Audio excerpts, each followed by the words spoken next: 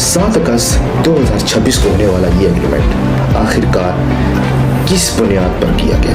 क्या आपने कभी सोचा है कि अगर पाकिस्तान, सऊदी अरब और तुर्की एक ही दिफाई छतरी के नीचे आ जाए तो मशरिक़ वस्ता और जनूबी एशिया की सियासत पर इसका क्या असर पड़ेगा? क्या ये वाकई में ही मुस्लिम दुनिया का नेटो है? जी हाँ, अब सवाल ये है कि आखिर पाकिस्तान, सऊदी अरब और तुर्की ही क्यों है कि क्या ये मुआहदा ईरान के खिलाफ है? लेकिन जियोपॉलिटिक्स में सिर्फ ऑफिशियल स्टेटमेंट ही पूरी कहानी नहीं बताता। और अगर एक ऑपरेशन आने वाले सालों में ज़्यादा इंस्टीट्यूशनलाइज होता है तो मिडिल ईस्ट और साउथ एशिया की जियोपॉलिटिक्स में एक नई शक्ल सामने आएगी।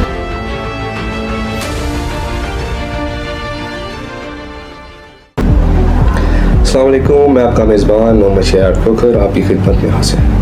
जैसा कि आप सभी जानते हैं कि डिबेट लाउंज एक पॉडकास्ट का चैनल था जहां पर हम डिफरेंट टॉपिक्स पर कन्वर्सेशन करते थे, डिफरेंट हमारे पास गेस्ट आते थे, उनसे हम जो है वो इंटरव्यूज़ करते थे उनके, और आप तक जो थी वो इन्फॉर्मेशन की रसाई करते थे। लेकिन आप लोगों की भरपूर ख्वाहिश पर हम इस चैनल में एक नया मोड़ ला रहे हैं।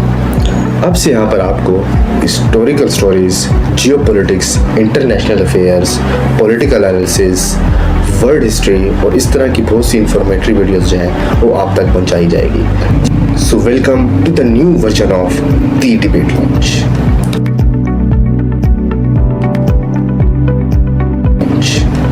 आज का जो हमारा टॉपिक है वो है पाकिस्तान, सऊदी अरब और तुर्किया का नया दिफाई इत्तेहाद, जिसको आप मक्का एग्रीमेंट के नाम से भी जानते हैं। जी हाँ नाज़रीन, 7 अगस्त 2026 को होने वाला ये एग्रीमेंट आखिरकार किस बुनियाद पर किया गया? इसकी क्या वजूहात थी और इसका असल मकसद क्या है? क्या आपने कभी सोचा है कि अगर पाकिस्तान, सऊदी अरब और तुर्की एक ही दिफाई छतरी के नीचे आ जाए तो मशरिक़ वस्ता और जनूबी एशिया की सियासत पर इसका क्या असर पड़ेगा? 7 अगस्त 2026 को सऊदी अरब, पाकिस्तान और तुर्की ने एक अहम दिफाई मुआहिदे पर दस्तखत किए। इस मुआहिदे के मुताबिक अगर तीनों में से किसी एक मुल्क पर भी मुसल्लह जारियत की जाए तो उसका मतलब उन तीनों पर मुसल्लह जारियत का होगा। लेकिन असल सवाल जो कि आप लोगों ने भी हमसे किए और बहुत लोगों के और भी हैं वो ये है, क्या ये वाकई में ही मुस्लिम दुनिया का नेटो है? पाकिस्तान, सऊदी अरब और तुर्की इससे क्या हासिल करना चाहते हैं? और सबसे अहम सवाल कि अगर कल इन तीनों में से किसी एक मुल्क पर भी हमला हुआ तो दोनों ममालिक बाकी के वो जंग में लाज़मन शामिल होंगे या नहीं? आज की वीडियो में हम इस पूरे मामले को आसान तरीके में आप लोगों को समझाएंगे। तो चलते हैं अपनी वीडियो की तरफ। तो सबसे पहला सवाल कि मुआहिदा असल में है क्या? सबसे पहले तो ये समझना बहुत ज़रूरी है कि ये मुआहिदा कोई आम तजारती या सफारती मुआहिदा नहीं बल्कि एक मुश्तरका दिफाई मुआहिदा है। इसका बुनियादी तस्वुर है कि अगर पाकिस्तान, सऊदी अरब या तुर्की में से किसी एक मुल्क के खिलाफ भी मुसल्लह जारियत होती है तो उसे तीनों ममालिक के खिलाफ जारियत तस्वुर किया जाएगा, यानी तीनों ममालिक एक दूसरे की दिफाई सलामती को अहमियत देंगे। यही वो नुक्ता है जिसकी वजह से दुनिया भर में इस मुआहिदे को ख़ास अहमियत दी जा रही है। पाकिस्तानी हुकाम के मुताबिक ये मुआहिदा एक प्योरली डिफेंसिव मुआहिदा है, यानी इसका मकसद किसी एक ख़ास मुल्क के खिलाफ जारहाना कार्रवाई करना नहीं बल्कि मुश्तरका दिफाई डेटरेंस को मजबूत बनाना है। बात करते जाएं कि ये मुआहिदा कब तैयार आया। ये मुआहिदा 7 अगस्त 2026 को सऊदी अरब में तय पाया। इससे पहले पाकिस्तान और सऊदी अरब के दरमियान पहले ही एक स्ट्रेटेजिक म्यूचुअल डिफेंस एग्रीमेंट मौजूद था जो कि सितंबर 2025 को तय पाया था। 2026 का नया कदम इस ताउन को तुर्की तक ले जाता है। बात की जाए 3 मुल्क, 3 बड़ी ताकतें। बात की जाए तो ये 3 मुल्क तीनों ही बड़ी ताकतें रखते हैं। जी हाँ, اب سوال یہ ہے کہ آخر پاکستان، سعودی عرب اور ترکی ہی کیوں؟ جی ہاں دوستوں، پاکستان کی سب سے بڑی اسٹریٹجک اسٹرینتھ اس کی مضبوط اور تجربہ کار فوج، دفاعی صلاحیت اور نیوکلیئر ڈیٹرنس ہے۔ سعودی عرب کے پاس خطے میں بہت بڑی معاشی طاقت، اہم جغرافیائی حیثیت اور وسیع سیاسی اثر و رسوخ ہے۔ جبکہ بات کی جائے ترکی کی تو ترکی نیٹو کا رکن ہے۔ اس کے پاس ایک تیزی سے ترقی کرتی ہوئی ڈیفنس انڈسٹری، جدید ملٹری ٹیکنالوجی اور بڑی فوجی کیپیسٹی موجود ہے۔ یعنی آسان الفاظ میں پاکستان کو دیکھا جائے تو دفاعی اور فوجی صلاحیت سے مشہور ہے، سعودی عرب کو دیکھا جائے تو معاشی اور علاقائی طاقت کی وجہ سے مشہور ہے، ترکی کو دیکھا جائے تو نیٹو کا رکن ہے اور جدید دفاعی ٹیکنالوجی اور فوجی کیپیسٹی کا حامل ہے۔ یعنی کہ اگر یہ تینوں کوآرڈینیٹڈ انداز میں کام کرتے ہیں تو اس کا اسٹریٹجک امپیکٹ صرف ان تینوں ممالک تک محدود نہیں رہے گا۔ بہت ہی اہم سوال جس نے آج کل کے نیوز میڈیا اور سوشل میڈیا کو ایک نیا ہی رخ دیا ہوا ہے کہ کیا یہ ایگریمنٹ ایک مسلم نیٹو ہے؟ سوشل میڈیا پر اس معاہدے کو کئی لوگ مسلم نیٹو کہہ رہے ہیں، لیکن یہاں ایک بات واضح کرنا ضروری ہے، اسے ابھی نیٹو کہنا میرے خیال سے درست نہیں۔ جی ہاں دوستوں، نیٹو ملٹری ایک انتہائی منظم اور کئی دہائیوں پر محیط ہے، جس کے پاس کافی الائنس، کمانڈ ایگریمنٹس، اسٹرکچرز اور مشترکہ میکینزم موجود ہیں۔ اسی لیے پاکستان، سعودی عرب اور ترکی کے اس معاہدے کو فی الحال کے لیے میوچول ڈیفنس ایگریمنٹ کہنا زیادہ درست ہوگا۔ ہاں، اس میں نیٹو کی طرح کولیکٹیو ڈیفنس کنسیپٹ ضرور موجود ہے، یعنی کسی ایک رکن کے خلاف ایگریشن کو تمام ارکان کے خلاف ایگریشن مانا جائے گا۔ اسی وجہ سے اس معاہدے کو کئی لوگ مسلم نیٹو اور کئی لوگ اس کو فیوچر کا مسلم نیٹو کہہ رہے ہیں۔ ایک اور انتہائی اہم سوال جو کہ آپ لوگوں نے ہم سے پوچھا اور کئی اور لوگوں کے بھی ذہن میں ہے کہ کیا یہ معاہدہ ایران کے خلاف ہے؟ جی ہاں دوستوں، اب آتے ہیں سب سے حساس سوال کی طرف۔ کیا پاکستان، سعودی عرب اور ترکی نے یہ معاہدہ ایران کے خلاف کیا؟ سرکاری طور پر تو جواب بالکل نہیں۔ پاکستان اور ترکی حکام نے یہ بات واضح کی ہے کہ یہ معاہدہ صرف ڈیفنس نیچر رکھتا ہے اور کسی مخصوص ملک کے خلاف الائنس نہیں سمجھا جانا چاہیے۔ اسی لیے اس کو کسی بھی ایک ملک کے خلاف کوئی الائنس نہیں سمجھنا چاہیے۔ لیکن جیو پالیٹکس میں صرف آفیشیل سٹیٹمنٹ ہی پوری کہانی نہیں بتاتے۔